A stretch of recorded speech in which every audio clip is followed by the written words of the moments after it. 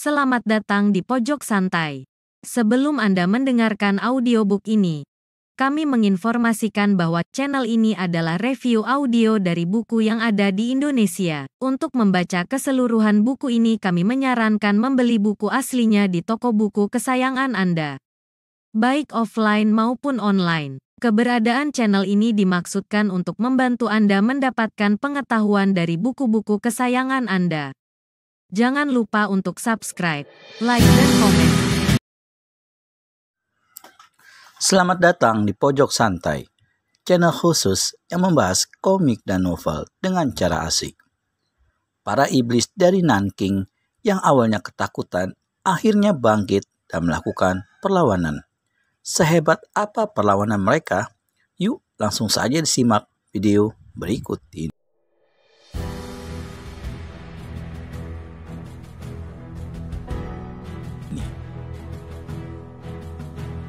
Nanking Kueong sendiri merasa malu kalau terlalu menunjukkan rasa khawatirnya.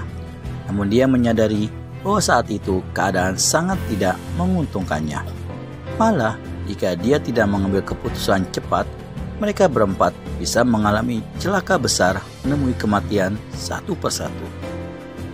Dia berpaling pada si golok iblis Kui Kung yang memberi isyarat. Kui Kun yang cepat menangkap arti isyarat pangcunya itu, menganggukkan kepala dan mengirimkan isyarat yang sama pada Tui Hon Hui Mo. Malang bagi si kepala besi Tiat Tau Kui. Karena berada di sebelah depan, ia tidak dapat melihat isyarat-isyarat tersebut.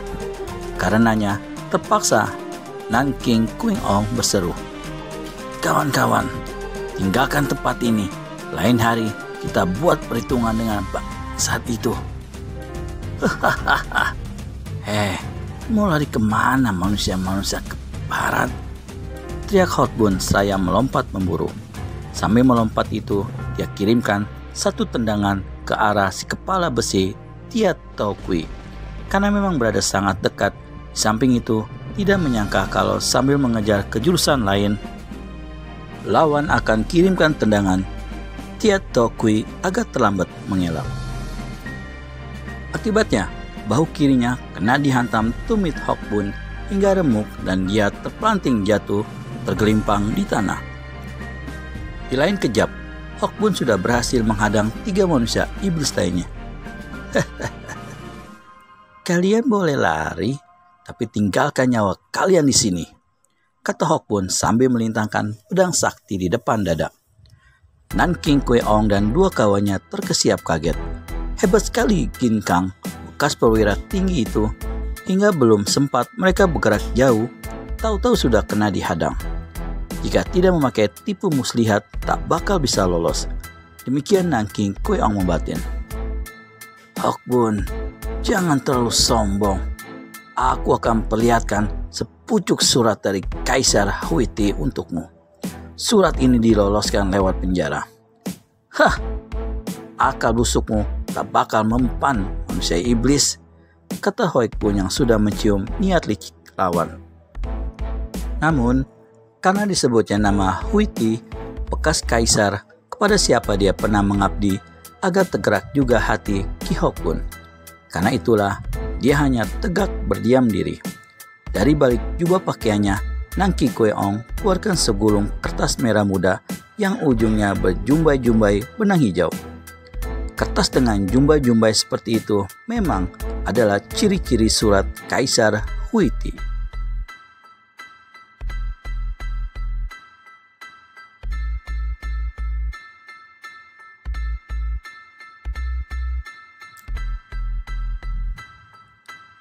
Nanking Kueong membuka gulungan kertas lalu mengangsurkannya ke hadapan Hokbun seraya berkata, "Kau bacalah sendiri isinya."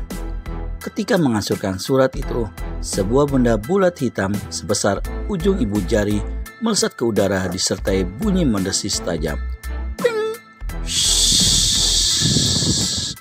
Sadarlah kini Hokbun kalau dia memang telah tertipu. Dia melompat ke depan sambil kiblatkan pedang, namun terlambat. Bola kecil hitam itu meledak. Meledak di udara, membesitkan asap hitam pekat bergulung-gulung. keadaan di tikungan sungai itu menjadi gelap gulita. Pemandangan Hawk pun tertutup. Kemanapun berpaling, hanya kehitaman yang kelihatan. Hawk pun merutuk dalam hati. Dia melompat jauh-jauh ke belakang. Tak ada yang bisa dilakukannya selain menunggu. Selang beberapa lama, asap hitam mulai menipis.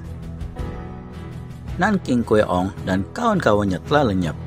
Tetapi, ternyata tidak semua mereka sempat melarikan diri. Tia Tokui yang tadi kena dihantam tendangan kelihatan merangkak di tanah sambil pegangi bahu kirinya yang remuk. "Pangcu, kawan-kawan, jangan tinggalkan aku!" teriak Tia Tokui. Namun sang Pangcu dan dua kawannya sudah lari jauh. Sepasang kaki dilihatnya melangkah mendekatinya. Srek, srek, srek.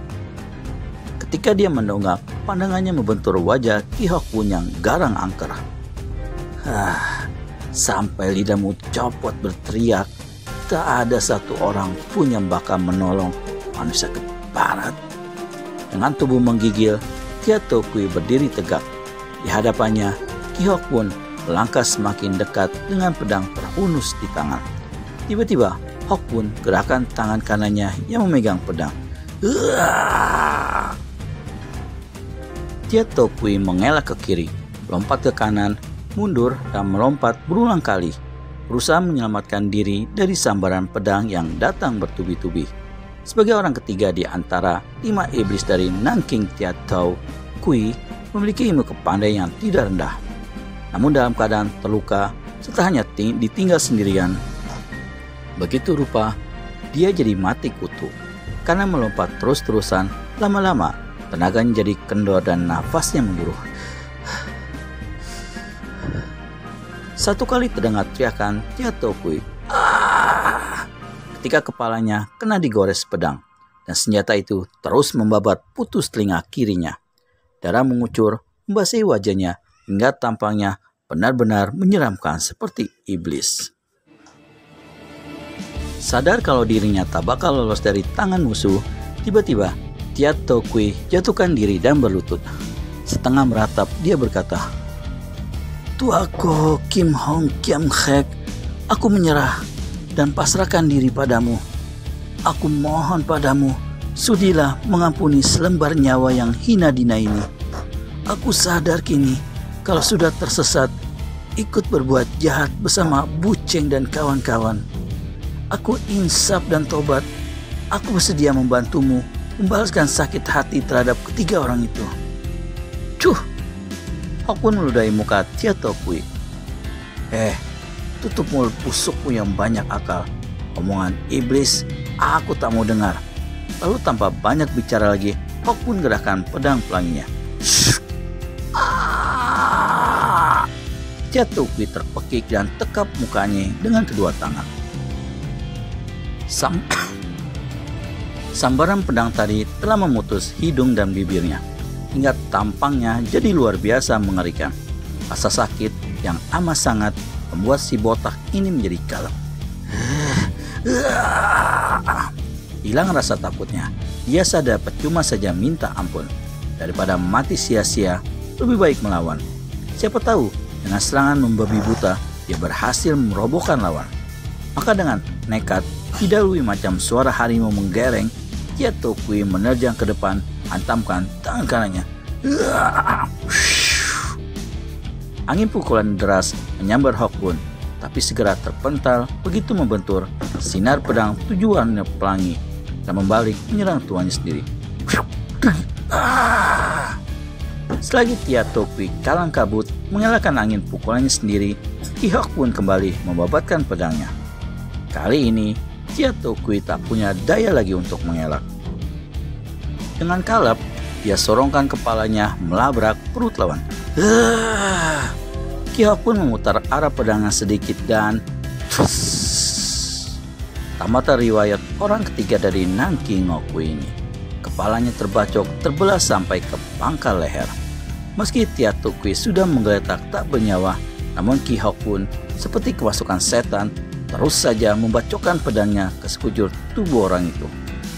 pembalasan bekas perwira tinggi ini benar-benar sadis. 2 musuh besar telah mati di tangannya. Masih ada 3 orang lagi yang harus dicarinya.